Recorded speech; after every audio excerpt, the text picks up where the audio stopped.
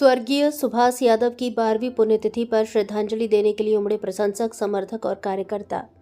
पूर्व उप मुख्यमंत्री स्वर्गीय सुभाष यादव की गुरुवार को 12वीं पुण्यतिथि पर गृहग्राम बोरावा में श्रद्धांजलि सभा आयोजित की गई। स्वर्गीय यादव के सुपुत्रों पूर्व केंद्रीय कृषि राज्य मंत्री अरुण यादव और मध्य प्रदेश के पूर्व कृषि मंत्री एवं कसरावद के विधायक सचिन यादव सहित परिवारजनों ने उनके चित्र पर पुष्प अर्पित कर उन्हें नमन किया।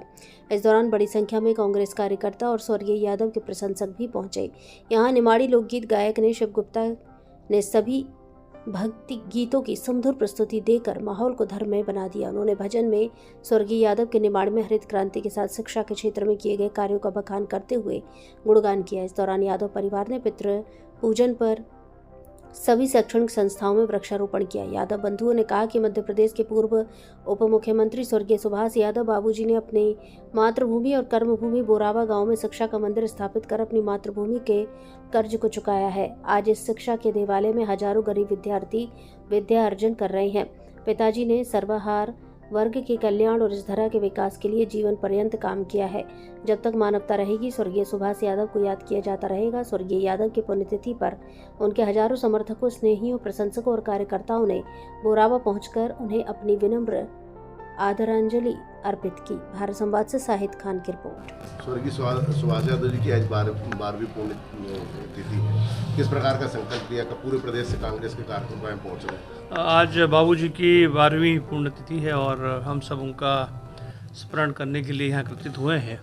समूचे प्रदेश भर के साथी कार्यकर्ता आज यहाँ पहुँचे हैं और हर वर्ष की तरह ये आयोजन यहाँ पर होता है।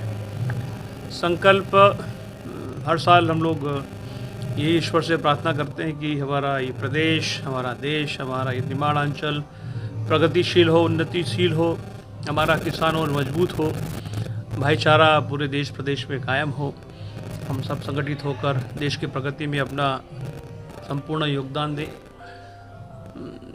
निमाड़ अंचल में मां नर्मदा का पानी समूचे खेत तक, हर खेत तक किसान के पहुंच चुका है और मैं कह सकता हूं गर्व के साथ कि पूरे प्रदेश में आज निमाड़ अंचल एक ऐसा क्षेत्र बन गया जो सबसे ज़्यादा विकसित है, सबसे ज़्यादा प्रगतिशील, उन्नतिशील। अगर किसान देश में कई जगह जाता हूं, प्रगतिशील उन्नतिशील किसान कई देश में है तो वो प्रदेश में है तो हमारे निमाड़ अंचल में आज है, क्योंकि माँ नर्मदा का पानी आज हर खेत तक पहुंच गया। संपूर्ण इलाका सिंचित हो चुका है।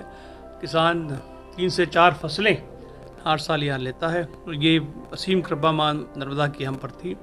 पिताजी ने संकल्प लिया था कि हर खेत पर माँ नर्मदा का पानी हम पहुँचाएंगे। वो संकल्प हमने पूरा किया। अब कृषि क्षेत्र में, कृषि के साथ शिक्षा क्षेत्र में आपको पता ही है कि यहाँ पर हमने तमाम एजुकेशन के केंद्र खोल रखे हैं। यहाँ पर engineering, BEd, DEd, MEd, pharmacy यहाँ पर ऑलरेडी संचालित किए जा रहे हैं। इस साल पशु चिकित्सालय उनके नाम पर हम लोग प्रारंभ करने जा रहे हैं और उसके बाद आगामी दिनों में आयुर्वेदिक कॉलेज, फिर मेडिकल कॉलेज का भी जो संकल्प, बहुत पुराना संकल्प हमने लिया, उसको भी हम लोग आगे बढ़ाने का पूर्ण प्रयास कर रहे हैं और सबके आशीर्वाद से, बाबूजी के आशीर्वाद से ये हमारा इलाका और आगे प्रगतिशील होगा। जिस प्रकार से कांग्रेस के राष्ट्रीय अध्यक्ष खड़गे जी द्वारा आपको पिछड़ा वर्ग कमेटी में लिया है और कितना इसका लाभ मिलेगा? मुझे कहते हुए बहुत गर्व हो रहा है आपके सामने कि राहुल गांधी जी एकमात्र ऐसे नेता देश भर में जिन्होंने हमेशा से दलित, आदिवासी, पिछड़ों को आगे बढ़ाने की बात की। आज जातिगत जनगणना की मांग किसी ने उठाई है पुरजोर तरीके से देश में, वो एकमात्र नेता जिसका नाम राहुल गांधी है।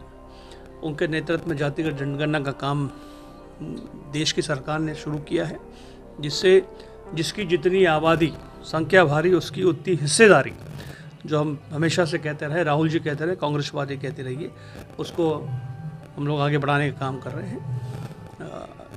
अखिल भारतीय कांग्रेस कमेटी द्वारा एक पिछड़ा वर्ग का एक संगठन तैयार। जीवन में उनका एक ही ध्येय और एक ही उद्देश्य था कि किसान के खेत में कैसे सिंचाई का पानी पहुँचे और अपने जीवन काल में उन्होंने इस सपने को साकार करने का काम उन्होंने किया और जो बचा हुआ उनका जो काम था उस काम को भी आगे बढ़ाने का काम हम और हमारे साथी मिल करके कर रहे हैं। और आज जिस प्रकार से एक सपना उन्होंने देखा था कि हमारा जो निमाड़ है, हमारा जो प्रदेश है, वो अन्य प्रदेशों की तुलना में निरंतर आगे बढ़े, उन्नति करे, और आज उनका जो सपना है वो सपना साकार होता हुआ नज़र आ रहा है। कृषि मंत्री रहे हैं, खाद का भी संकट है प्रदेश में, और जिस प्रकार से किसान परेशान है, क्या कहना चाहिए? देखिए, आज एक ऐसा दिन है जिस पे मैं किसी प्रकार की कोई भी राजनीतिक टिप्पणी नहीं करना चाहूँगा, और